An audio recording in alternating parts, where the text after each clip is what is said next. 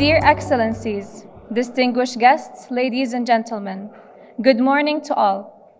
My name is Noor Al-Tamimi, and whether you graced us with your presence or you're tuning in into our live broadcast, it brings me great pleasure to welcome you all to the 4th edition of Qatar's leading platform for entrepreneurs, SMEs, and investors to join together to explore mutual growth opportunities and partnerships. We will begin our program with the recitation of the verses of Holy Quran by the reader Ahmed As-Siddiq.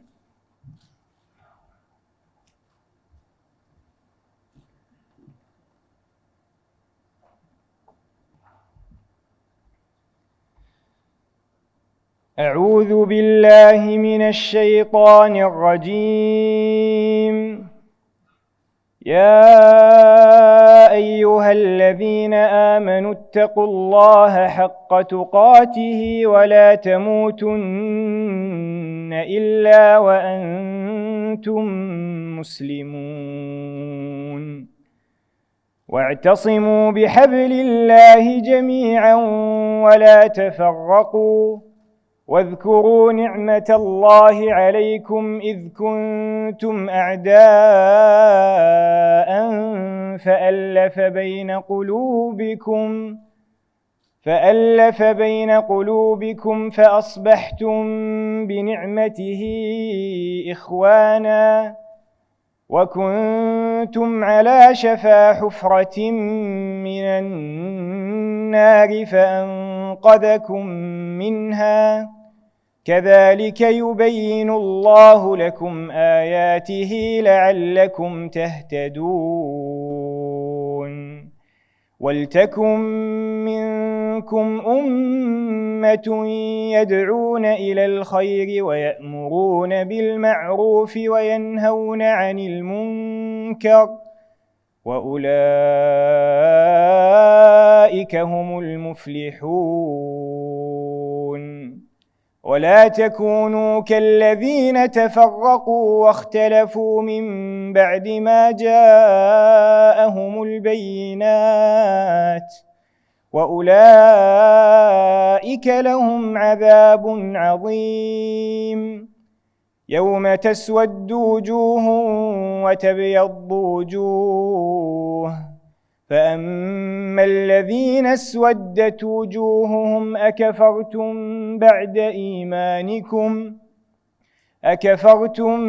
بعد إيمانكم فذوقوا العذاب بما كنتم تكفرون وأما الذين ابيضت وجوههم ففي رحمة الله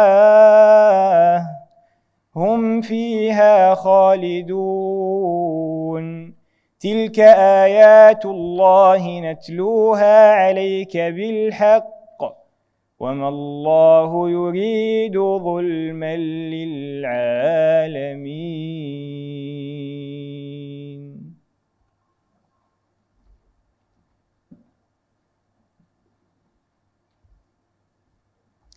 Ladies and gentlemen, the 2021 Annual Investment Forum is brought to you by Qatar Development Bank with the support of our trusted partners and sponsees.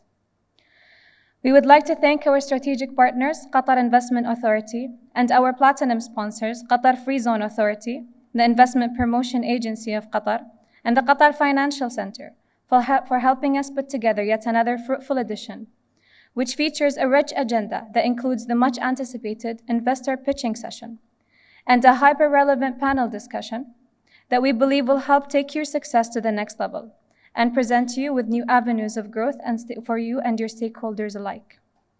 This year's theme, Transforming Economies Through a New Investment Paradigm, is organized in collaboration with Refinitiv and aims to explore the next generation of companies that can join forces with forward-looking angel and VC investors to develop and scale collaborative initiatives that disrupt industries and generate exponential returns. To shed more light on this year's theme and what we hope to achieve together with you, please join me in welcoming QDB's Acting CEO, Mr. Abdurrahman Al-Suwaidi, to the stage.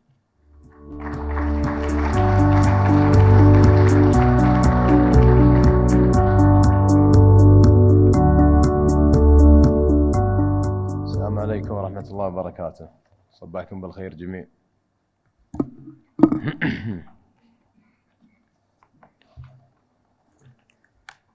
Dear colleagues, distinguished guests, ladies and gentlemen, it's my pleasure to welcome you all, whether you are here with us or watching today's event on our various virtual platforms. To the fourth edition of the Investment Forum, I would like to thank the forum sponsors Qatar Investment Authority, Qatar Free Zone Authority, the Investment Promotion Agency, Qatar Financial Center, and QInvest, who we regard as our trusted partner in bringing further progress to Qatar's national economy and business ecosystem. Indeed, my gratitude extends to all the investor and representative of venture capital funds from Qatar and around the world, as well as the entrepreneur and SME participating in this leading platform. This annual meeting translates the importance of investing in startups and SMEs, which has been gaining even more traction in recent times, as the percentage of investment in these companies globally increased by 4% to reach $300 billion in 2020 alone. Despite the consequences of the pandemic that have impacted us all at the personal and national level, while Qatar has sustained the same level of growth in 2020. And when looking at the year 2021, total VC investment in Qatar grew by more than 40% only in the first half of 2021 compared to the full year of 2020. With this in view, every edition of the Investment Forum carries a set of new realities and greater opportunities.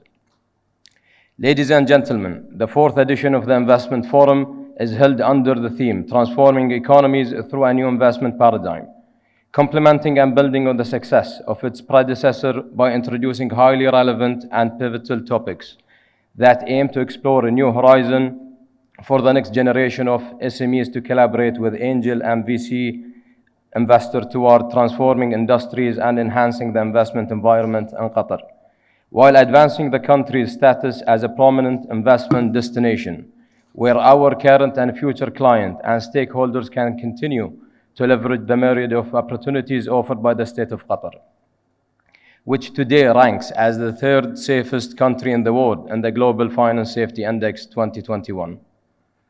This forum also crowns several of our proud achievements that have been done in recent months with the support of our national and international partners, among which were two participations in Russia last June, the first of which was held in Moscow in collaboration with the Skolkovo Foundation, where 9 Qatari tech companies presented their venture to attract foreign investment, and the second of which took place at the St. Petersburg International Economic Forum, SPIF, which witnessed a number of promotional sessions for our national companies that helped them secure initial investment deals worth of $10 million. If we together take an overview of QDB's achievement in the last 5 years, we will find that the bank has invested a total of roughly 180 million Qatari riyal in more than 100 SMEs, both directly and indirectly. We also launched a fintech fund in 2020 dedicated to companies operating in the fintech industry with a value of $6 million, not to mention the valuable contribution of the various incubators and accelerators operating in Qatar that contributed 33% of the total direct investment towards the SMEs. Dear guests, the support provided by QDB is not limited to access to finance and investor only, as it encompasses access to knowledge and capabilities, including the launch of a series of training courses on various topics such as best practices in the field of early stage and angel investment, and other programs that focus on the investment domain. This is in addition to our collaboration with the research and intelligence firm, Magnet, to publish the first report of its kind in the state of Qatar titled Qatar Venture Investment Report 2020, which emphasized the stable growth of venture capital in the country. This carries special importance as venture capital is considered the top and most significant supporter of SME and early stages startups throughout their growth journey, and a key player in promoting this vital sector that stimulates growth and prosperity and opens a new horizon for innovation. Today, we continue this journey with an increased focus on innovation and advanced technology through the integrated digital platform that has been purpose-built for this forum, which streamlines the way participating companies can showcase their project and innovative ideas, and enables investors to learn about the promising opportunities those up-and-coming companies present. In closing, I would like to express my sincere appreciation to everyone who has contributed to this edition of the forum, and I wish all of our participants and stakeholders the best of success. Assalamu alaikum wa rahmatullahi wa barakatuh.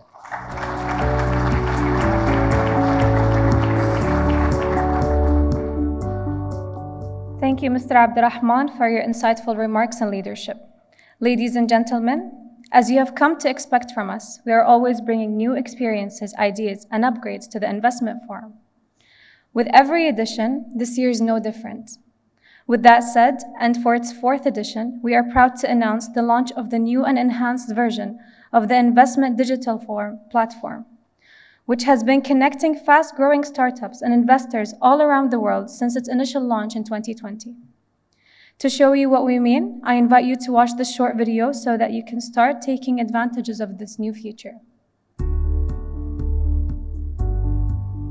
As you can see, companies can now easily build their profiles on the platform by first logging in, then filling in their details in both Arabic and English languages. That will include their logo, their company overview, the founder's name, website address, the amount they're trying to raise. Then they can upload their investment summary and pitch deck. And finally, they can include the meeting link.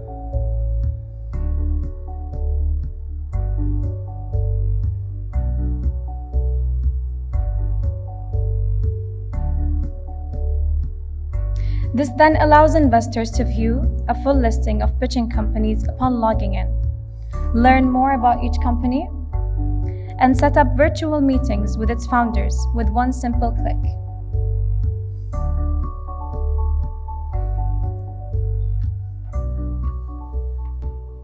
I highly encourage our guests and audiences to visit this one-of-a-kind platform by going to investment.qdb.qa.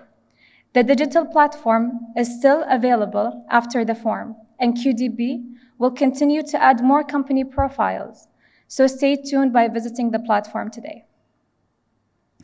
And now that we've had a glimpse of what the new investment digital platform has to offer, it is time to embark on this year's insightful panel titled Accelerating Economic Transformation Through Venture Capital, organized in collaboration with Refinitiv. The panel discussion will explore opportunities that innovative and early-stage companies provide, as well as their role in the post-pandemic recovery.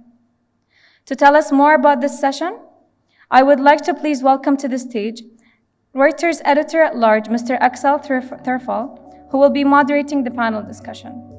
And please also join me in welcoming our panelists. QInvest CEO, Mr. Hussein Abdallah. Qatari Businessmen Association member and Deutsche Bank's chairman for the MENA region, and Chief Country Officer, Mr. Salah Al-Jada. Qatar's Free Zone Authority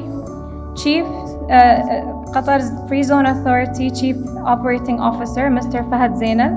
And finally, Speed Invest General Partner, Stefan Kistel, and our Technology VC partner, Mr. Walid Mansour, who will both be joining us virtually. Thank you. The platform is all yours.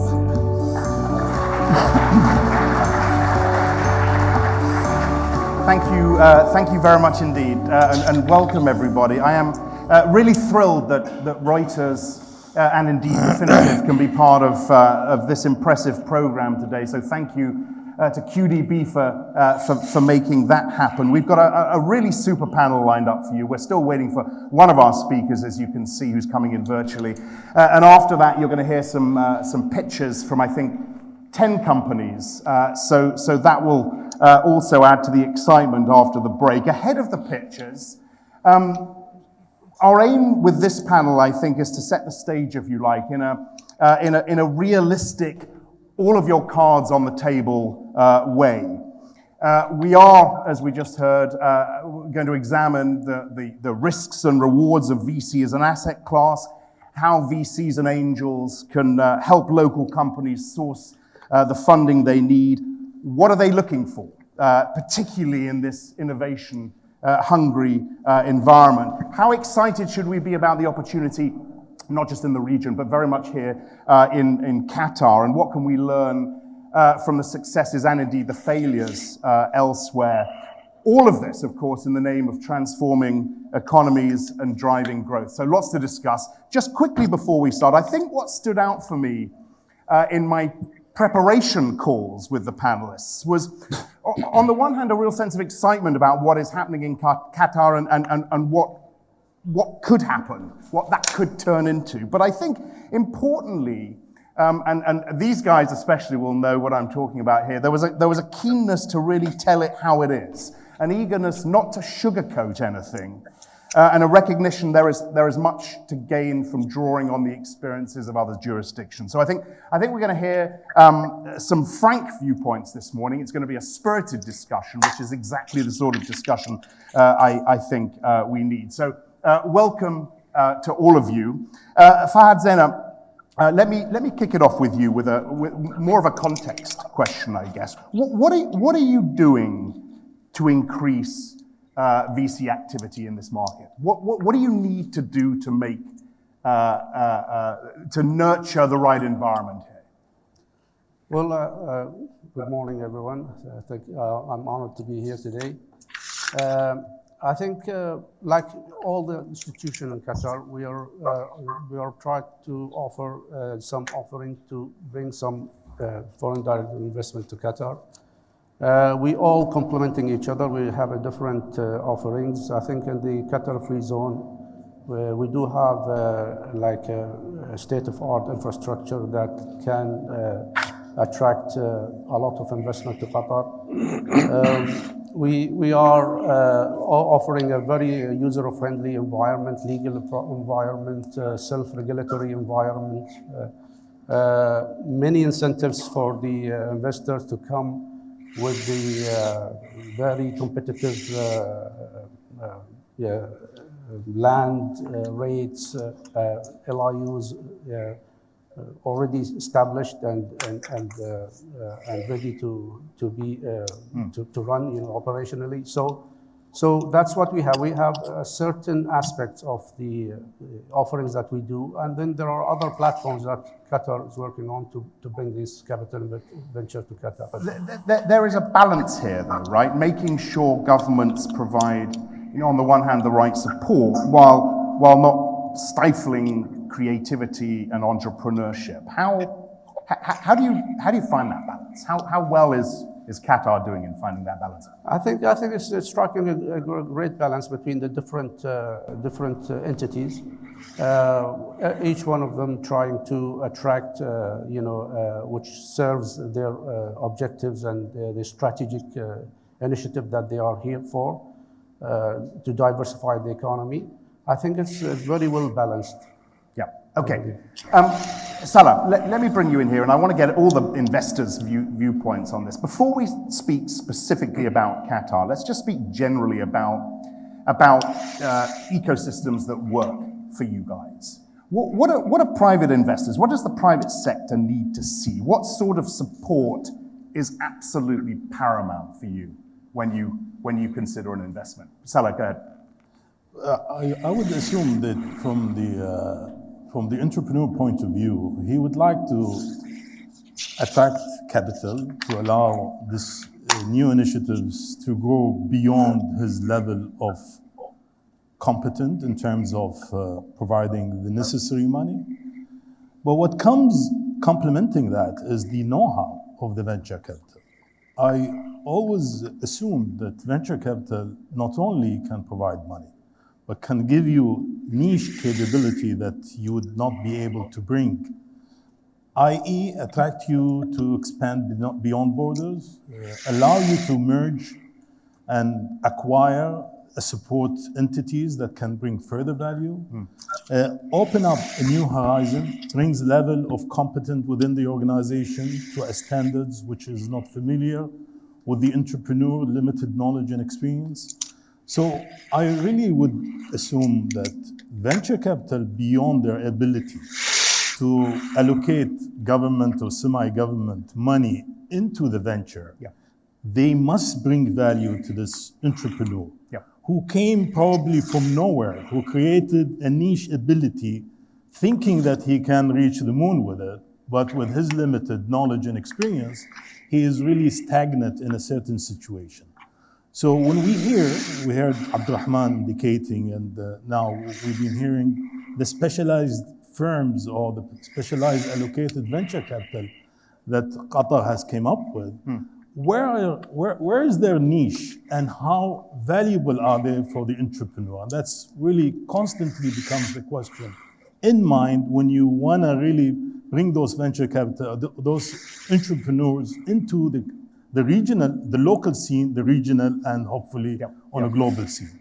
We've seen similar example globally. I mean, if you took, if you don't mind, I'll share this example. For example, everybody is familiar with Nusrat. Nusrat is a butcher who happened to work for a firm as meat cutter, butcher, who been somehow building the concept of creating restaurants. And then there was a venture capitalist who is a well-known billionaire in Turkey, bought into the firm, and look where he is now. He's opening in New York and London. And I think through history, we were not exposed to a franchise coming out of Turkey as a food provider. Maybe the cuisine of Turkish food was something we got familiar, but to have a franchise of an operation that came from that market into a global has not been seen. So the that venture capitalist, he is familiar with the industry and he knew where he can take the guy. So I constantly believe that the venture capital not only provide money, but has to come with further value to bring the level of the entrepreneur into a different market opportunities. Okay, Salah, thank you. Hussein, a similar question to you. And look, we're going to get to what you want to see from the companies and the entrepreneurs and the people in just a moment. But how do we increase VC activities in these markets generally, would you say? I would start with trust, the word of trust. If we are, let's look, a step back and see who we are. We are a private investment bank. We are independent. For us to provide capital, the way we look at it is trust. Do I trust this entrepreneur to deliver the numbers, the business plan? Does he have a strong team around him? What is his niche or value add here? Is it an element of technology? If it's a technology, how innovations are here in the platform for us to scale it up? If it's a common technology and it's about a contract, then it's a different thing. So for this region to take the right steps, I think one of the key things that we need to look at is the legal framework. So what happens if we are attracting international capital, let's say, to this region, and this company goes bust, for example? This is a key question to the legal system of any country, whether it's Qatar or the GCC or the Middle East or beyond that. Walid, you've overseen some success stories in the region. Give us a sense, Walid, of where this is working best, if you like, the best in class. And give us your overview on how hopeful you are that we can see that sort of success here in Qatar. Thank you very much, Axel, and thank you for the esteemed panel and guests for the opportunity to be with you. I wish I was in person, but Corona restrictions oblige, so I'll try to deliver the message in the best way possible. Indeed, I've been personally exposed to the venture capital ecosystem in the Arab world and the region since the mid-2000s. And we've had a very successful, I think, 15 years here in the region when it comes to elevating the entrepreneurship, technology, and venture capital industries. If we just look at the past 10, 15 years. And I was blessed and lucky enough to be involved in most of the ecosystems, whether it's in the GCC countries or Egypt or the Levant countries, but also in Turkey and most recently in Pakistan. And I think there is by now a playbook on how to develop successful ecosystems. And many countries have attempted to do that. Some had more successes than others, of course, but it boils down really to certain ingredients that you need to have. And without going into who came first, the chicken or the egg, but capital as a first signal, capital in the hands of venture capitalists is a prerequisite to any journey, entrepreneurial technology, specifically technology journey in an ecosystem. Capital signals in the hands of venture capitalists. It signals few things. So first of all, it signals to the entrepreneurs who are, most of them in nascent ecosystems, somehow dormant in corporate jobs or dormant in a bootstrapped company. It signals to that community of residents that the games are on, right? And this starts the whole discipline of screening smart money into action, supporting, investing, and growing. The second thing that happens is, of course, talent gets agglomerated around good capital, and talent invites talent in many ways. It doesn't happen in a day or two, it takes time, but talent invites people to leave their careers and comfortable jobs to jump into an entrepreneurial journey, specifically in the Arab world, because we don't have a long-standing history of technology VC like in Silicon Valley. Second, it creates a culture of angel investors, supporters. It creates a culture with even corporations who start coming into VC through corporate VC, into corporation who starting to believe in certain startups and support them and be their first customers, be their first suppliers. It starts bringing a different narrative to graduates of universities, but also to very accomplished executives who want to be agents of change. And I've personally seen it across the region, and not just the GCC, but really look at Egypt, how fantastic this market is. Jordan has been always a great market for entrepreneurial activity. Saudi Arabia, UAE are all now, jumping into it with both feet. And how far, and Walid, sorry to interrupt, very quickly, how far along is, to use your language, how far along is Qatar in developing its playbook? I think it's just starting, and I think Qatar has all the ingredients of success from a very good infrastructure, both human capital and physical infrastructure, cluster of great industries. I'm thinking of transportation, energy, sports, etc. Those clusterings actually give you an unfair advantage to jumpstart certain technology or digitization or AI powered or whatever you wanna call it. All right, and look, I'm gonna stop you because we're gonna build on that in just a second. I just want to get a quick word from Stefan. Sorry it's taken so long to get to you, Stefan. How excited are you by this market? Are you investing in this market? What you've heard about playbooks and ecosystems?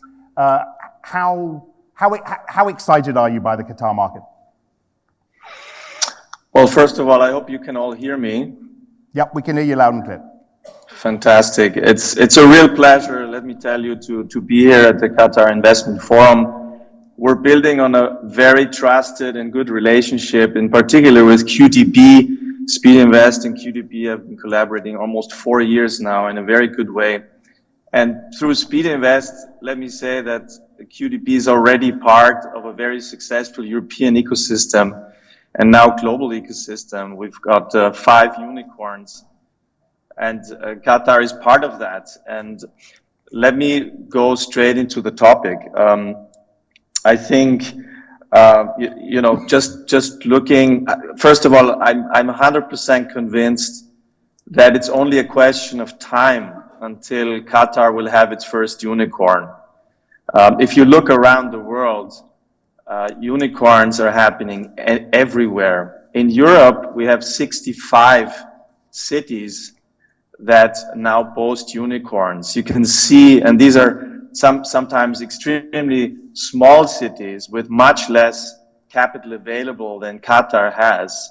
And so today we have an environment where tech founders, if they have the generic traits of a good founder and think international from day one, they can build great companies anywhere in the world, and that includes Qatar.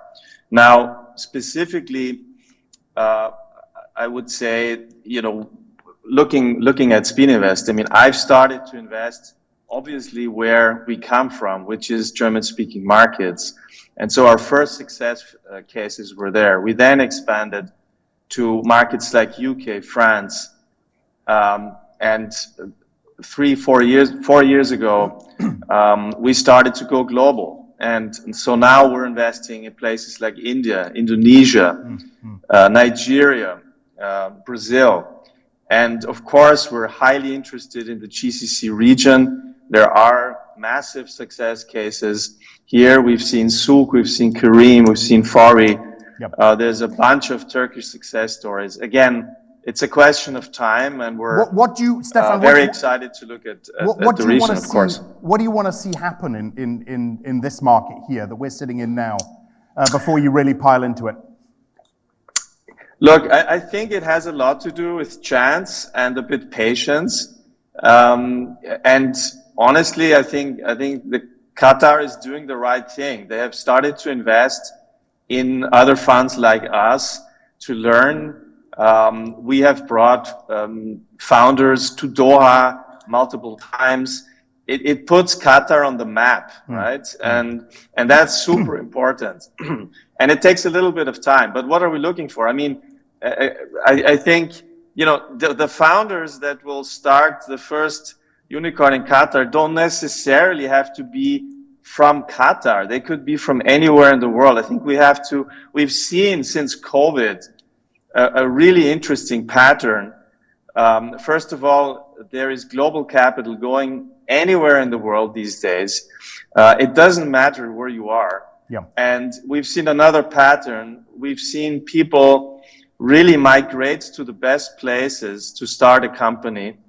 And you don't necessarily have to have your tech team there. It could be anywhere. Sure. So today you build distributed teams, and Doha is a good place to be. So why not Doha? So okay, good. Look, I want to. Now we've heard from everyone. I want to open this up and just jump in. Sure. Please do if you want to piggyback on anything that's said. But Wahid, I want to bring you back in very quickly on something that Stefan said. He mentioned the word unicorn.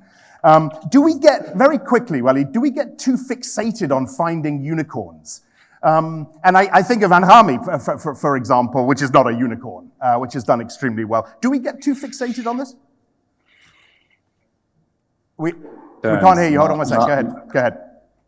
Yeah, I think you should get fixated on returns, not on labeling of whether a company is valued at $1 billion or not.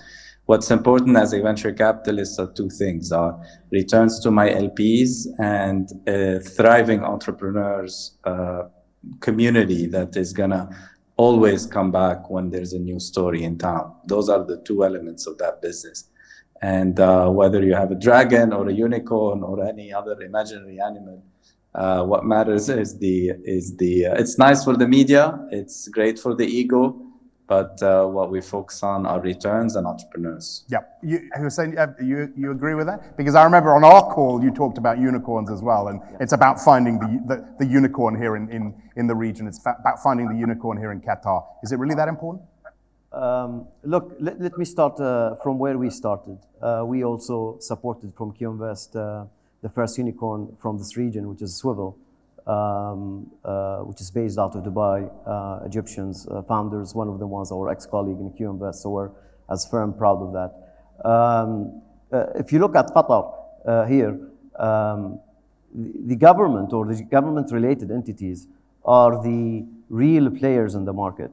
So as a unicorn, you don't necessarily need capital. What I mean by that is, if there is just, I'll give you a real example, a telecom or a FIs, for example, if they can sign a contract with a company, with an entrepreneur who have the know-how, capabilities, they can take this company to a different level. And they wouldn't need capital given the size of the contract they are receiving.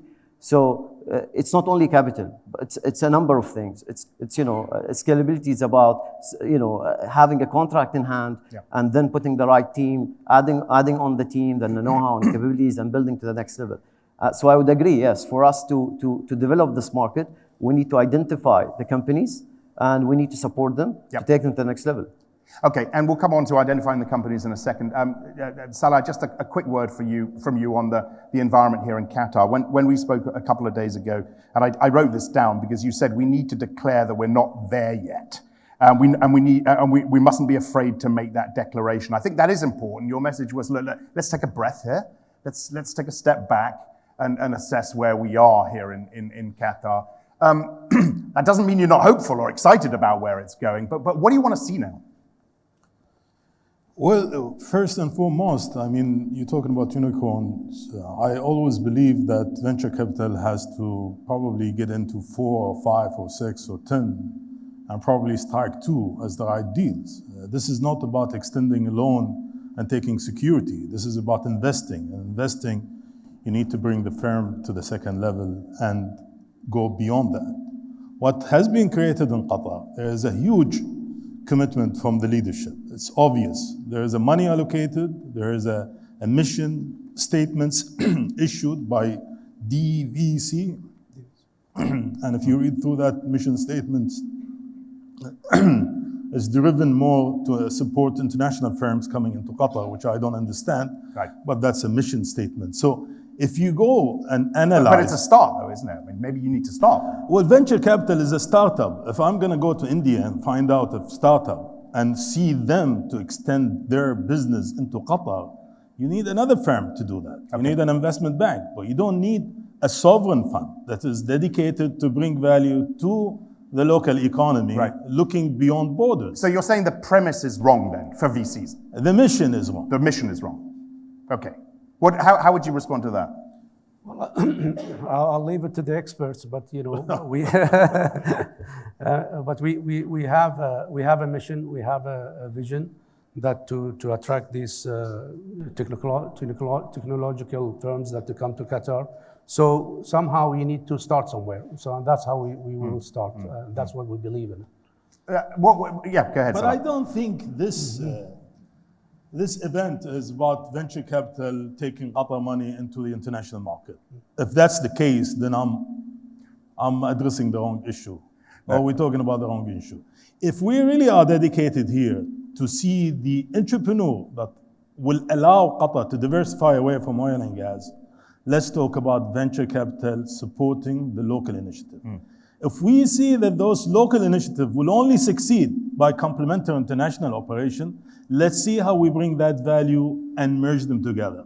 But if we're gonna get some, private equity is totally different. You buy a setup in India, they require facilities of free zones. They want to set up in Qatar, move out of Dubai, let's put money, bring them here. And this is about straightforward. Building. This is about building. But venture capital is not that. No. He's just starting up.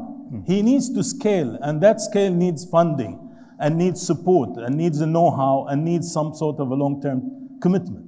And it's not about financing, it's about investing. And there is a total difference. And sometimes I debate with QDB, are you financing or are you investing? Taking personal guarantee does not mean you are investing.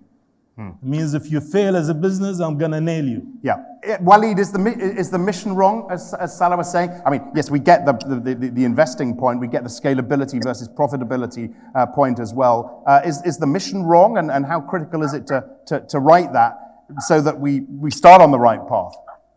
I think what the gentleman has said is absolutely important. If you want venture capital to develop the local ecosystem, then that's the right mission. Otherwise, a lot of firms can invest across the board. There are plenty of VCs around the world, and you can be part of that. And second, VC unlocks local opportunities into global markets. That's what we've been doing in Dubai, in Abu Dhabi, in Bahrain. Let me talk about the case of Bahrain. Bahrain, 3 years ago, we were one of the first VC to set up shop there. And we had the investment blessings of the sovereign wealth funds. And we started looking at entrepreneurs and companies, and we made some fantastic investments. One fintech we invested in out of Bahrain is a leading crypto exchange platform now, valued at very high number, multi-hundred millions of dollars, all of that in the span of 3 years. So the mission is about enabling local ecosystems to thrive. I don't believe that venture capital travels well. I can't believe that a Silicon Valley VC is gonna do a great job in Qatar developing a local ecosystem, and vice versa. I don't believe that I can go and do anything meaningful myself and my team and my company in Silicon Valley, because simply it's about local ecosystem. And I go back to this idea: if everyone is on board in digitizing, developing entrepreneurship and the economy, then VCs play their role by being the best investors. And it's definitely about investing. Investing is about taking risks, sharing the upside and sharing the downside, is by being partner on the company, by being present at the board, by working those extra hours so that those companies thrive in so many ways: finding talent, finding capital, finding customers, finding technologies, changing, challenging, bringing comparables to the table so that we accelerate the time. Also, time is very important in a startup's life. Sure. You can't stay forever. So all of these things are, in my opinion, about define the right mission. If that's what you're doing, then I can, be very confident that within 2, 3, 4 year times, you're gonna see the beginning of a complete new industry that didn't exist 4 years ago. Okay, very good. Salah, come on in. Yeah, well, from hearing Walid and the discussions, I think venture capital has been taken by some people that you invest money in technology. I think this country needs a lot. We have a huge demand for healthcare. We have demand for sports activities. We have demand for hospitality and tourism. So let's not think that venture capital is only dedicated. Right. Maybe the gentlemen you are having here are specialized and they're kind of promoting their setups, and that's ideal and that should bring value. And everything now is driven by technology. Somehow, somewhere you have an embedded technology to prove the services. For example, those delivery firms are delivering on a bike. Yeah. Yes, they use a technology to support that. So let's not concentrate that venture capital will only look at technology, and Qatar-based economy has to have that niche add value. Not only that, we have so much. Yeah. Oil and gas services is a huge demand. Qatar is in need for all the expansion that we have an in-house service provider that can bring that value to the oil and gas expansion. Yeah, no, I get that. So you're saying let's not be blinkered by the tech bit. And Stefan, let me bring you in. Look, I know your brief is fintech here, but it's a good point, isn't it, that Salah is making. We can't be too blinkered by the technology piece, because, and we'll come on to talent and ideas and people specifically in a second, but you need to be looking everywhere. Yeah, I mean, but on the other hand, of course, software is eating the world, right? And so, of course, tech increasingly is affecting every vertical, including oil and gas. Some take a bit more time, but eventually tech will be relevant in all these spaces. But let me get back to one part that some of you have made, and I can only confirm. This game is becoming less and less about capital. Of course, capital is important, but now capital is everywhere. And I can tell you, in the US and Europe, the competition for good founders is incredible. We have been competing very hard on pre-seed and seed, so really early stages. In places like London and Paris, founders can really pick and choose whoever they want these days. And so it is all about know-how. It's all about references. It's very specifically, I have to personally pitch to outstanding founders and bring in all the sort of unicorns I've been helping out with over the years. You have to be highly specialized in terms of vertical. I only pitch fintech, insurtech, which anyway is of course very broad, but we've done multiple investments in SME finance, in consumer lending, in payments. And so you have to bring that to bear. You have to bring a very specific network. The other thing is, I'm on a speed dial with my founders. My founders can get to me any time of the day, the weekend, at night. I actually love that. So I love that kind of pace. But just some gentlemen made these points about, are you financing or are you investing? Investing means in early stage, you have to be extremely close to the founder and you have to be constantly helpful. And so when we think about, what is potentially missing in the Qatari ecosystem, I think potentially a VC that operates like this. And I'm 100% sure, again, that such a VC will pop up at good. some point. All right, Stefan, thank you for that. I'm going to throw that right at Salah and Hussein. Okay, what's missing here is a VC that operates the way it should be operating, the way he thinks it works. That close collaboration. Let's talk about the talent and the relationship and all these really important bits now. Hussein, why don't you start? Look, for the right story, for a solid business plan, I don't think there's an issue in raising capital, right? Here in Qatar, for example, all what we see is like replicating the same idea off the shelf, right? Getting the same platforms and they're going around to raise capital. Salah mentioned about niche market, right? If you want to raise capital and you're looking for scalability and you can't prove it, it's very tough. So probably the right way for this is to join hands with those who took further steps and partner up rather than reinventing the wheel. Yeah. Salah?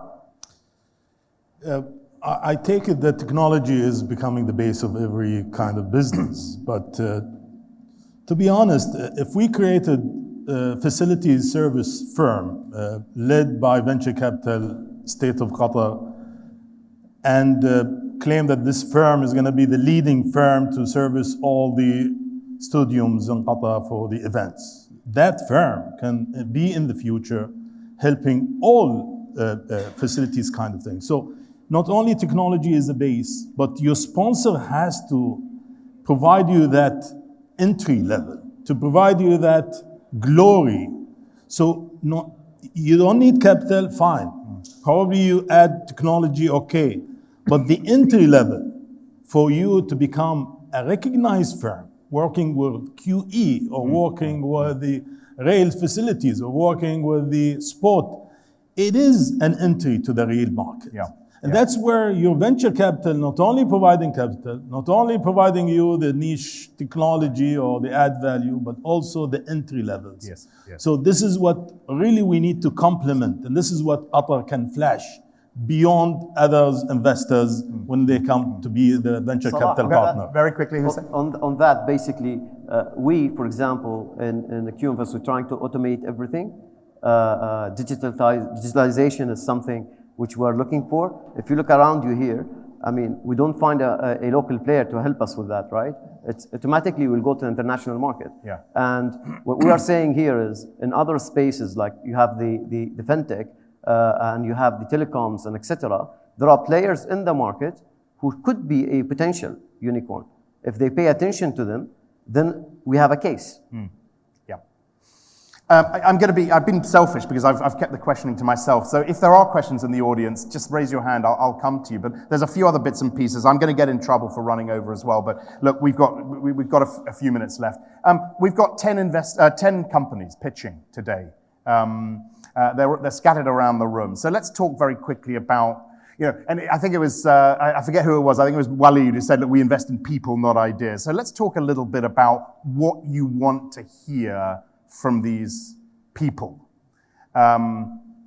You know, about their teams, about their ideas. What do you want to hear? Go ahead, Salah, you start, and then Waleed and Stefan, I want to hear from you. I would probably look at the evaluator more than the entrepreneur who coming up with the idea. You know, they have a dream, and they've been living the dream, and I think they have full confidence to see their dream going through. The interviewers or the evaluators, I would be interested to see what are the questions. Who are they? What's their background? Have they done business before?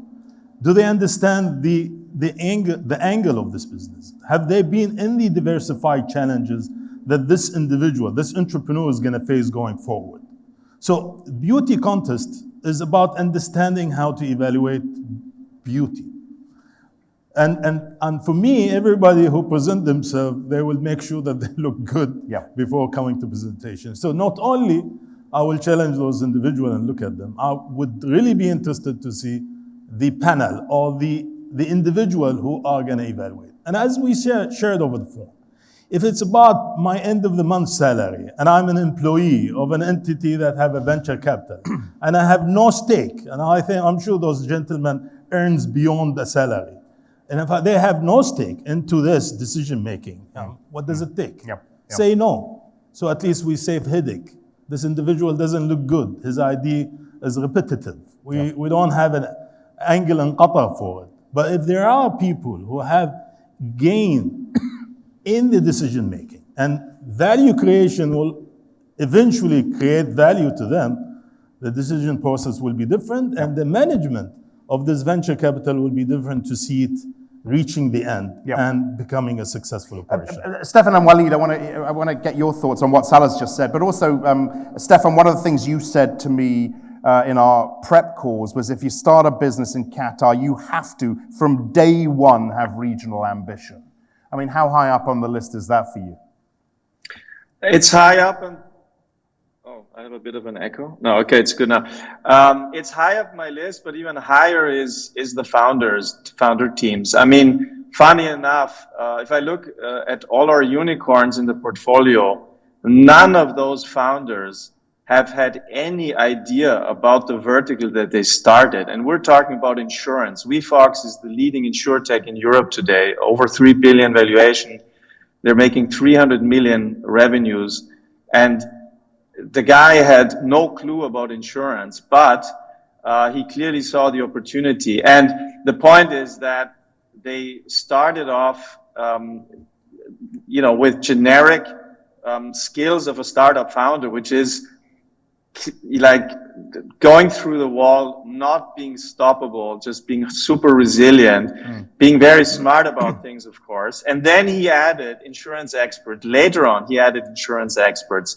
Now he has, ex-Zurich Insurance CEOs in his board, etc. So I think for me, comes first, does this founder team have the right skill set, the right approach? It comes first. Second, is this a market that can be large enough? Is this a big enough potential outcome? I come from Austria. This is a super small country. We have now 2 unicorns here. And every Austrian founder from day one says, okay, German market, right? German speaking market, at least that has to be the minimum ambition. And so I guess in Qatar, it's probably GCC, maybe more. Otherwise, I think it's going to be very hard to build a meaningful business. Right. I would focus on those 2 things. All right, Stefan, thank you. Waleed, very quickly, I've got a very wary eye on the time here. No, that's top of the list. Top of the list for you. We invest in people because people make decisions, and therefore people have to be incentivized to run with a company till the end, whether it's a pre-seed or pre-IPO or post-IPO. It's always the same story. You need people that know what they're talking about, that come from relevant industries, that understand technology. I talk about technology in our case, or tech-enabled businesses, and that they know what they're doing. I mean, the average age of the entrepreneurs we invested in, and we invested in about 100 companies over the past 10 years in the Arab world, is 42 years old. So that's our own stats. So just to say that really knowledge and incentives are at the heart. Second, what can I do to this company? If I'm excited about the potential of the idea, if the addressable market is large enough, if I'm going to solve for scalability, how can I personally and as a company or as a team add value? And that's the second most important thing in the checklist that we run when we do an investment, because if not, I'm not going to be a passive spectator, then that's not really my job. I'm not, Okay, Walid, thank you. Anyone in the audience with a question for our panel? I do want to give you a chance. Yeah, we've got a gentleman over here. Make it a real quick one if you can. Can't hear you. Hello. Number two. Yeah, Hello. got you. There we are. First of all, thank you very much for the really interesting discussion. I think the question from my side is a two-part question. One you've touched on slightly, the other less so. First part of the question is, how can we overcome as tech entrepreneurs, as people interested in this sector, how can we overcome the challenge of scale in the Qatar market, in the challenge especially with the MVPs and getting right feedback from a relatively small marketplace? And the second sort of ties on to what everyone on the panel has been saying around tech talent. How can we make Qatar an attractive place for tech talent with, relatively high living costs, relatively challenging environment to live in, especially for those founders? What can we do to make Qatar a more exciting place for tech talent to come and reside? Okay, thank you very much. Look, Salah and Hussein, let me get your thoughts very quickly on scalability in the Qatari market first. And then, Fahd, I'd like to get your thoughts on making Qatar an exciting place for tech talent. Go ahead, Salah. Hussein. Sure. So first of all, I mean, I've heard the two questions. I think it's key for the entrepreneur or the founder to to have around him people who have failed first before they become successful. To understand where were the issues, those who have come over challenges, issues, failures, understand where the problems are, right? Getting the I would say the knowledge from them. It's very important. Today, as we speak, we have someone in the room, for example, we as QInvest are in touch with. We're happy to support them. They are based in Qatar. There's an element of innovations. They are after scalability, not only in Qatari market, but also in the global market. So this is something we would like to see, right? So that the technology is proven and it's available there for scalability. So if the technology is there and it's the element of scalability, you would find capital to support you, to burn the cash in the working capital, to help you secure the contracts. So it's very important to prove that the technology is working, is there, adapts to changes and challenges, and they have the team in-house rather than relying on third party. Very quickly, Salah, I mean, you talked a little about scalability earlier, but very quickly on the scalability piece here. Yeah, well, first and foremost, entrepreneurs exist in Qatar and they have successes, stories that we can all refer to without venture capital money. Second, it's not always stable. So scale means you can go beyond borders, as Walid was saying. GCC was blocked for us until recently. So if you build that ambition, that dream can always change. To me, success within IE, being part of QE, being part of the potential 2022, being part of the healthcare growth in Qatar, being part of the rail, being part of the port facilities, being sponsored by those firms, being supported, recognized by those firms is immediately scaling for me. Those are what's needed for the entrepreneur. Those are the entries level that will only be recognized regionally and globally. If you can do it at home, you can do it outside. Okay. Fahd, to the making Qatar an exciting place for tech talent, how are you going to make Qatar an exciting place or a more exciting place for tech talent? To the point that, and the umbrella of this discussion is so that the VC-backed companies start driving growth, start driving jobs growth, wage growth, the transformation of the economy. When do you really realistically see that happening? I think it is happening. I think it all stems from the National Vision 2030 with the knowledge-based economy. Human capital, as mentioned, is a critical part of it, and what the government is doing regarding the education system. All the elite university you've seen that being established in Qatar. Again, the health sector as well is going hand in hand. The technological infrastructure that we've seen, what Qatar is doing now.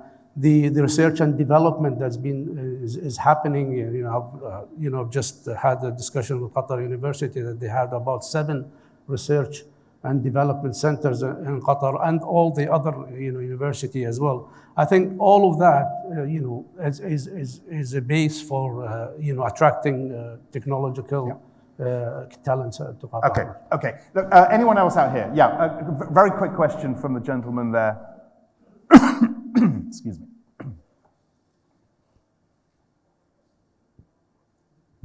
Thank you. This is Ahmet Aysan from Hamad bin Khalifa University. I am relatively new here, so my question is very genuine. I have been working on fintech, cryptocurrencies in recent years, in the last 4 or 5 years. And we are mostly discussing about, at least you discuss mostly about the type of startups that the venture capitalists will be investing. But when it comes to cryptocurrencies, for example, or when it comes to gaming, there are some unicorns, for example, coming up from very developing countries in gaming, and they are selling their companies to US. It's a big venture, for sure. My question is that, is it only about especially for these sectors, and this is also related with the scalability, if you invest in cryptocurrency related issues or fintech related issues, or about the games, those are also requiring the venture capitalists to be informed about that sector. Because even myself, I am about 40, and I don't know what those youngsters are doing in gaming. And these are really unicorns, and they are multi-billion dollars. How do you see the Qatari entrepreneurs? I'm asking this genuinely because I'm relatively new here. Is it also required that the venture capitalists also need to be educated to learn about these sectors? Yeah. Okay. And what is the prospect? Thank you. Very quickly, I imagine it's critical, isn't it? Sure. Let me start from, we are Sharia compliant bank, first of all. We are not allowed, or it's not, cryptos are not Sharia compliant products, so we're not allowed to invest in it. However, we've been very close to the cryptocurrency platforms globally. What we're planning to do is to see whether we can make it a Sharia compliant, but regardless whether we talk about whether Sharia is not Sharia, let us understand what's crypto about, right? So crypto is a platform outside the systems, i.e. is not under the central banks of the governments. People in the West have trust issues with some of those governments, and hence they have started such platforms. Yeah. Now, what we are trying to do is, and it's not based on anything, right? So what we're trying to do is, can we make this crypto platforms based on commodities, gold or whatever? Can we make it based on real cash, actual cash, or actual real estate? But the question is, though, do the VCs really need to understand this stuff as well, right? Mm-hmm. Whether it's cryptos or gaming or whatever. That's the question. And just in response to that, what we're trying to say is, yet our markets are not ready to invest in cryptocurrencies. Okay. We're educating ourselves about this, yet we're at the early stage. Would love to have digital currencies in Qatar, but obviously it comes with the controls. Policymakers in Qatar, they're not looking at this at the moment, but I think this is something for them to look into in the near future. Yeah, okay. Anyone else want to have a very quick comment on that, and then I really do need to wrap things up. Stefan, go ahead. On this? Yeah. So very important. We do invest in crypto and DeFi, but we all invest in founders that are either already regulated. Regulation is super important here for us, or have the clear willingness to go regulated. And of course, there's different regulation popping up everywhere. But we are investing in this. The very important question, I have 8 people in my team. They are average age 23 to 33, and they are very knowledgeable about crypto, most of them. And so I'm learning from them. So to the founder's point, it's super important that we actually understand this stuff as a VC. Yeah. Good. So yes, is the answer to the question. Okay, look, it pains me that we have to stop, but I will get in trouble if I go on any longer. You know, we're really just scratching the surface here, but as I said at the beginning, it has been frank and it has been realistic and it has put the issues on the table. And I want to thank our panelists for doing that. We could really go on for hours. So, you know, carry on these conversations throughout the day. And of course, you're going to hear from the entrepreneurs themselves as well. So let me thank Fahad Zaina, Hussein Abdullah, Salah Jada, Stefan Klestil, and Walid Mansour for your participation today. It really has been super. Thank you very much indeed for your questions as well. Let's grab coffee. Thank you.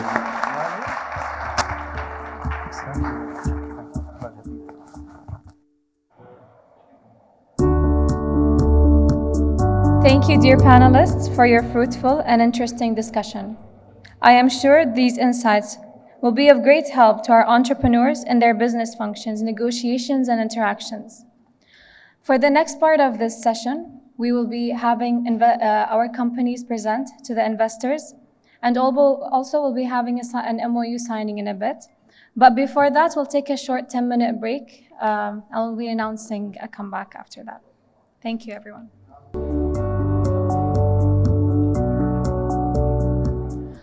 Welcome back, ladies and gentlemen. Our announcements for today are not over yet. Our next announcement is set to have a positive impact on Qatar's investment and SME ecosystem as a whole, as well as investors and private enterprises operating in various sectors and domains.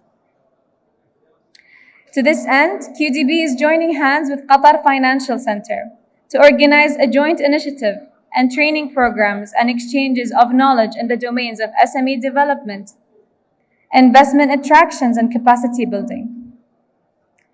In addition, QDB will facilitate access of investors, all working with the banks, to QFC's platform for establishing investment and venture capital structures.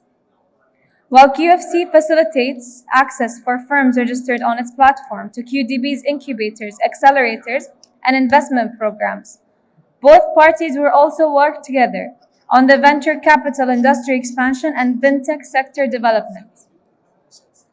And today we will witness the signing of the Memorandum of Understanding that will set this new partnership in motion. Please welcome to the stage Mr. Yusuf Mohammed Al-Jada, the Chief Executive Officer of Qatar Financial Center, and once again, our acting CEO, Mr. Abdurrahman Al-Suwaidi, who will be signing the MOU together. Gentlemen, please join me on stage.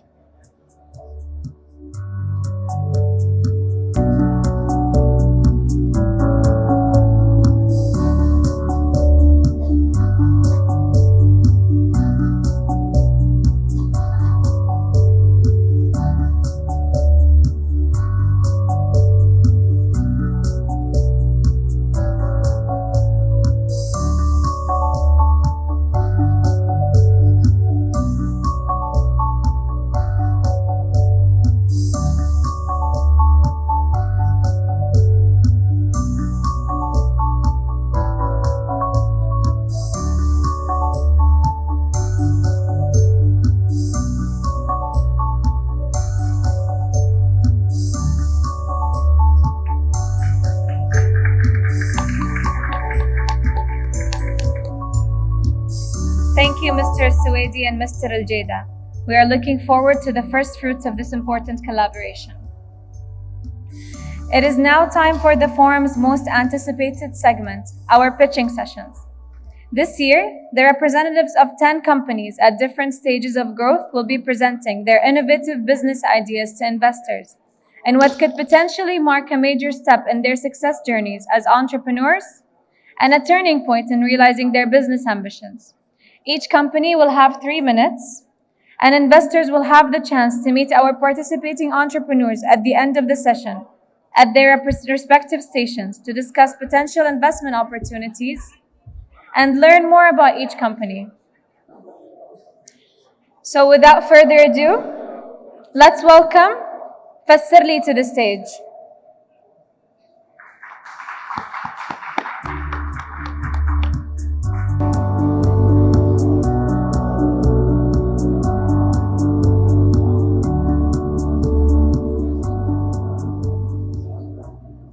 Assalamu alaikum.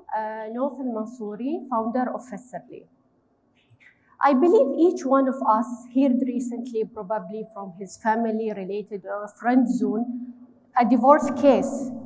As the divorce case in the MENA region has increased to 40% recently. And this is only one part of the increasing rate of the mental health issue.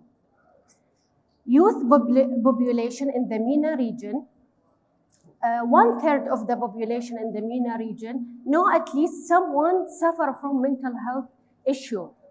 66% of them, they never seek help, and 54% of them find it difficult to access quality mental health services. What we offer?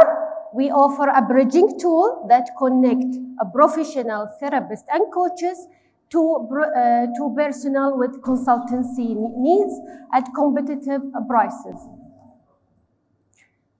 Self-development market is a huge market with a growing rate at 5% every year.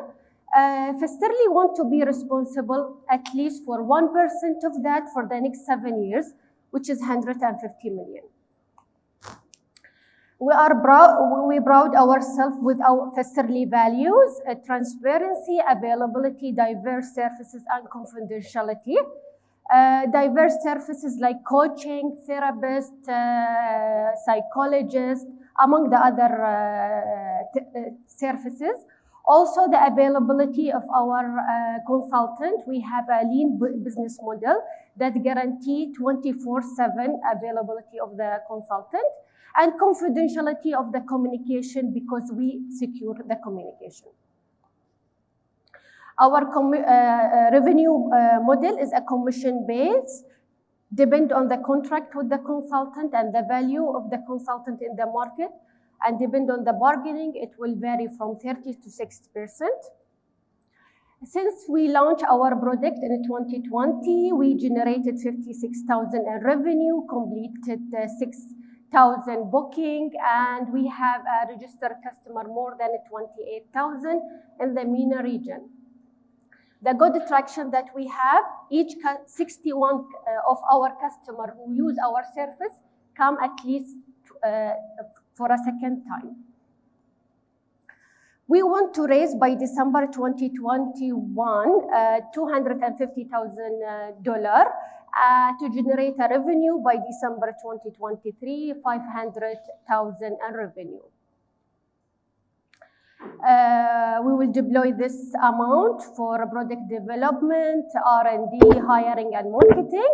And we will be able, by raising this money, we'll be able to finalize 12,000 consultation, have onboard 60,000 registered users in the MENA region, and generate, as I mentioned, 500,000 in revenue. Our team with diverse of expertise, myself, system engineer, expert in designing and building systems for the last 10 years. Our CTO, Ayad, he's with versatility of experience in the startup here in Qatar. Also, he's expert in technology. And our coach, Sebastian, and he's also a co-founder of Nova marketing platform. Please invest in Fassirli to be on board of a market share of more than 150 million for the next 7 years. I will be in the first counter, more than happy to discuss in more detail. Thank you. Thank you to Fassirli for their presentation. It is now time for StoryDeck to join us on stage and present the idea behind their startup. StoryDeck, please welcome. Hello everyone, I'm Milen Kulogzer and I'm the CEO of StoryDeck. For the last 10 years, when I worked for Al Jazeera, I noticed that I start spending much more time in the front of the YouTube instead in the front of my television. And when I look to the latest content consumption trends, I notice that I'm not alone and there's something huge happening outside of traditional broadcast industry. I realized that today everyone can create the content. And I found that more and more journalists are becoming content creators. And especially of them, they are start competing for attention of more than 2.3 billion monthly users only on the YouTube. And for such a big new industry, I expect that their workflows, their tools must be absolutely perfect. But when I look the way how the content creators are producing the content, I found their workflows are entirely broken, and some of them need more than 5 different tools to finish their simple job. And I decided to change these things. I quit the broadcast industry, assembled the team, and in the 6 months, we built the StoryDeck. StoryDeck is the platform where globally content creators can come together to collaborate, produce, and publish their video stories. And with our seamless user interface, which cover end-to-end workflows, content creators can become much more productive, and they can produce much more of the new content, which can give them the chance to have much higher monetization on the end of the month. And instead of paying $100 for these 5 different fragmented tools to finish their job, StoryDeck can replace all of them for only $25 per month. And StoryDeck Beta, it's already in production, available globally. And today we are working closely with first 100 users to be absolutely sure that we really improve their productivity and they are using StoryDeck on daily basis. And we already raised $55,000 in convertible notes from the Cubic. And today we have intention to raise additional $125,000, which we are mainly going to use to gain 8,000 subscribers, which can give us around $200,000 monthly revenue in next 12 months. And additionally, this investment we're going to use to build community around the StoryDeck, which can lead us to our long-term milestones, what is around $11 million annual recurring revenue in next 4 years. And our team together has more than 50 years experience in the media industry. Some of us deliver one of the most complex media projects in the world. Please join us in this investment and be part of the next generation of storytelling journey. Thank you. Thank you, StoryDeck, for your presentation.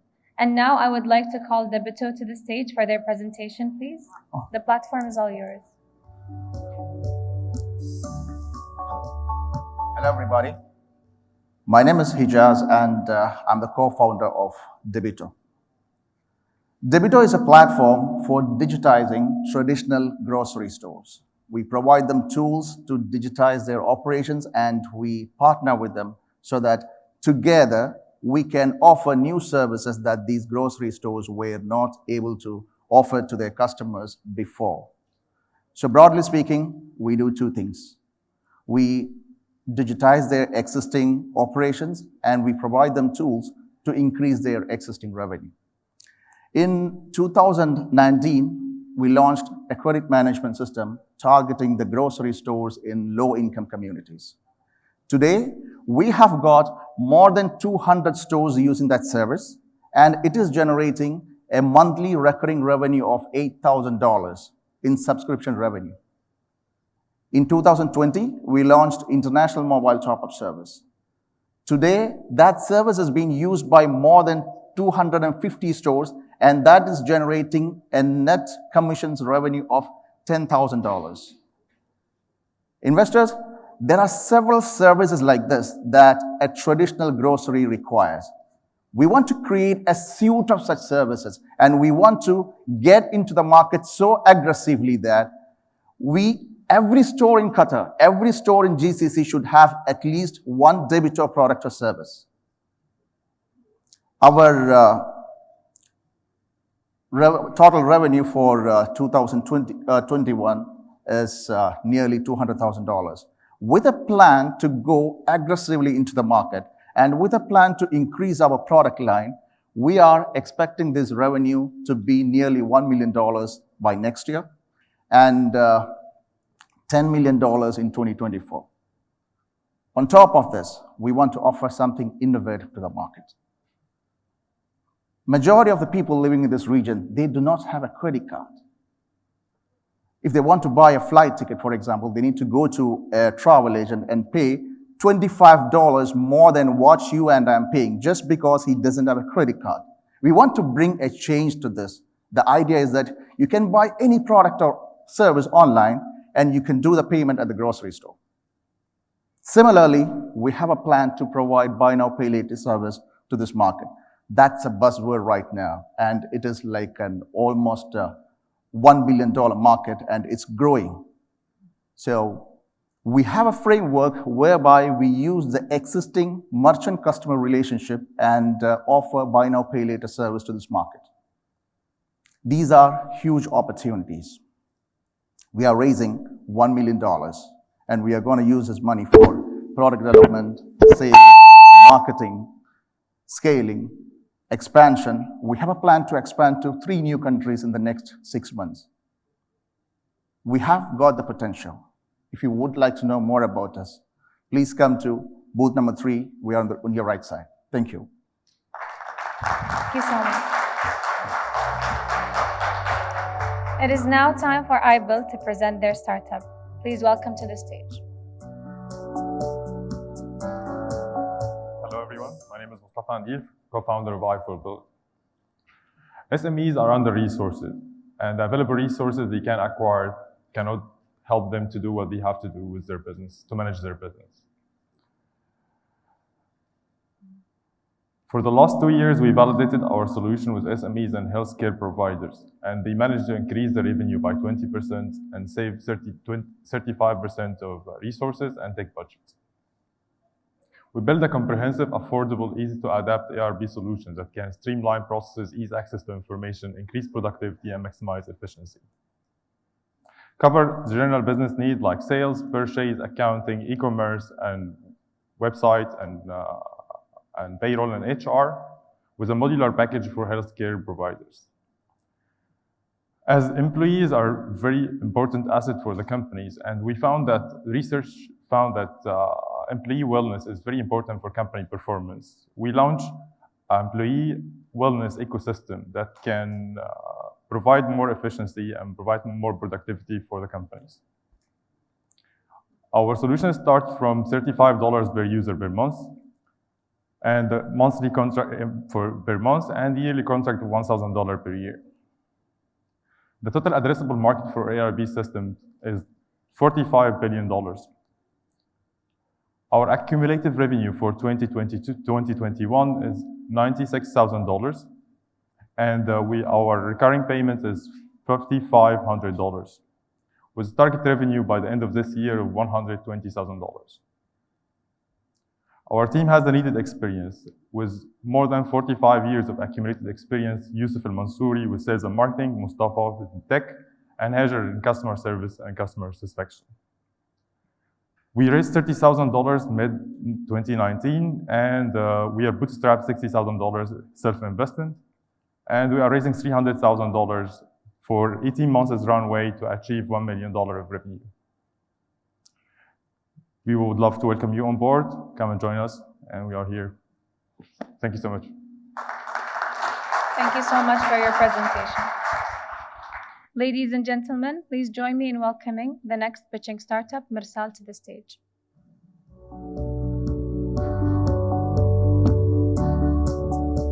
Good afternoon, everyone. My name is Ahmed Al-Kahlout. I'm co-founder of Mirsal Application. Would you imagine celebrating important occasions such as birthday, anniversary, without a gift or a bouquet? Studies shows that people are interested in buying flower and bouquet. Gift giving is extremely important and emotional. It's been said that no tradition is out there as equal to gifting or giving bouquet or gifts to your partners. And yet, and based on so many analytics and based on so many studies, people are still struggling and finding challenges to find the right place to find and to buy bouquet and flower. Despite that, there are so many businesses out there in the market trying to fill this gap. And here, where Mirsal comes into the picture. We established in 2020, and we went live with our application in 2021. And since then, we are continuously evolving and enhancing our platform to match the expectation of our users. We are gonna be the first AI-driven mobile application that focuses on delivering the services related to the gifts and flowers. We are tapping into a huge market, and with a total revenue business model that will reach up to $140 million yearly. That's only in Qatar for the flower market. So we have achieved so many things in the past 10 months. We have partnered and secured and imported a number of shops in our platform, which more than 70. In parallel, we partnered and signed a strategic partnership with different local Qatari institute and organization. How we are making money? Usually we're taking 15 to 19% transaction fee on top of each transaction that's been paid on our application. In parallel, we are next going to enable the ad-based revenue model. When it comes to the number, so far we had completed or got more than 470 orders with a total value of 120,000 Qatari riyal. We are ready right now to activate our second phase of our business journey, in which we'll focus mainly on business development and marketing. In order to achieve this, we are looking into, we are now open for investment opportunity, and we are looking for a size of current fund of $274,000. In the end, I would like to mention that and emphasize that the co-founder of Mersal are coming from different angle and experience, which helped to shape Mersal and where we are right now. Thank you so much for your time. I'll be happy to welcome you in our booth number 5 here. Thank you. Thank you so much. We now welcome Tuela to the stage for their presentation.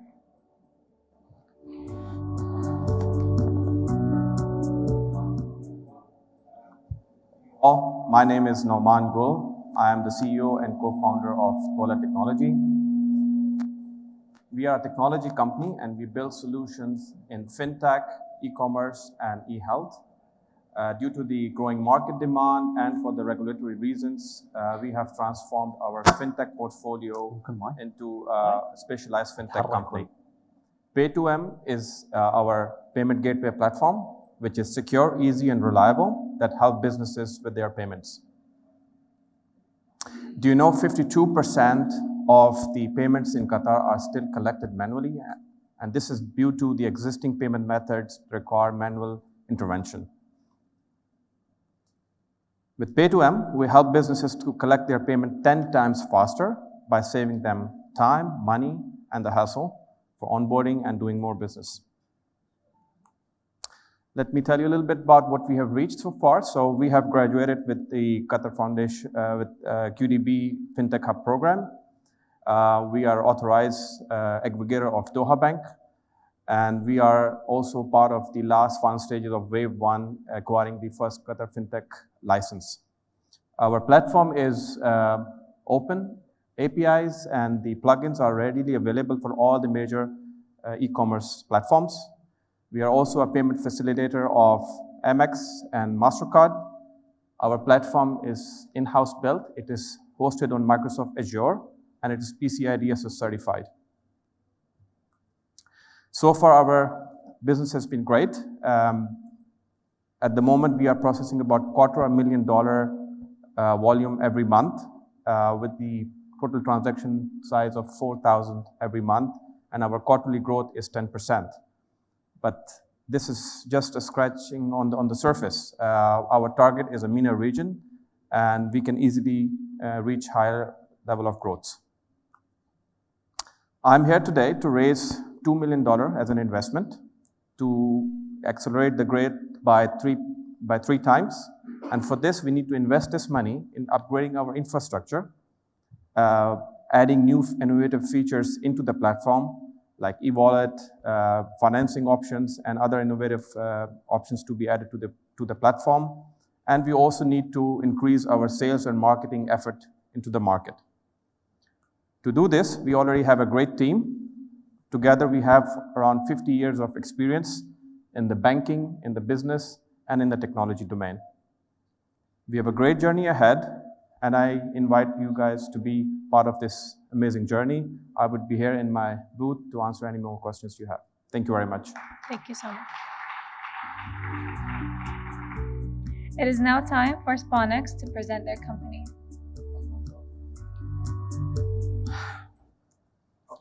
Hello, I'm Mohammed, CEO and founder of Sponex. We are a Qatar-based technology company that have developed two unique technologies for sports industry. We are enhancing fan experience and monetizing content for right holders. Right now, we are working with the best names in the sports world like UEFA and beIN Sports. The first technology is immersive replay. With this technology, we can show the most important moments of the match like never before, through eyes of players. This kind of output are very interesting for fans and therefore for the sponsors. The second technology is virtual advertisement. With this technology, we can add virtual elements in the live feed of sport events. So, as you can see here, the billboards and the carpets are different in the different feeds based on the region. So it means each billboard can be sold many times for different regions at the same time. It creates huge new revenue stream for the right holders. Right now, the problem is for producing this kind of outputs, our competitors, they need huge investment and hardware installation in each stadium. It's about $8 million hardware installation in each stadium that our competitors, they need. But what we have come up with is producing same output purely software-based, using machine learning, AI, computer vision, and cloud computing. So we are eliminating any need for hardware in the stadium. And we are the only company worldwide could produce this kind of output 100% remotely and software-based. And because of this uniqueness, recently we won the Sport Technology Award in London, and also we were selected as the best startup in Asia by Microsoft. The market size is huge, and we have planned to allocate 10% of the market in 5 years. Our potential clients are clubs, broadcasters, tournaments, and leagues. And business model is B2B, based on per season or per match revenue. Recently, we had $400,000 revenue in recent months, and we will have 10 million in next year. We had about 1 million investment in our pre-seed and seed stage from Qatar Development Bank and angel investors. And right now, we are looking to raise $4.4 million for 10% of our company in our Series A. We have an amazing team, including 32 experts in different fields, and we are changing the sport technology ecosystem. Thank you so much.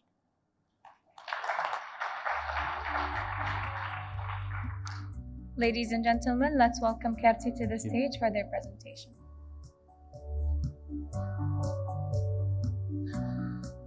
Assalamu alaikum. My name is Abdulaziz Al-Mari, co-founder of Kerti. I would like to take this opportunity to announce the confirmation of partnership with Visa of an investment of $1 million. So, getting back to Kerti. Kerti is your personal card linked to an app that will revolutionize your financial lifestyle. The problem is that in 2021, the banks are not meeting our expectations. Based on a study made on 1,500 people from Qatar with different backgrounds, 40% of them are looking for a smoother and quicker experience, while more than a quarter are looking for tools to help them manage their finances. So Kerti is a platform where you spend, save, manage all your money in one app.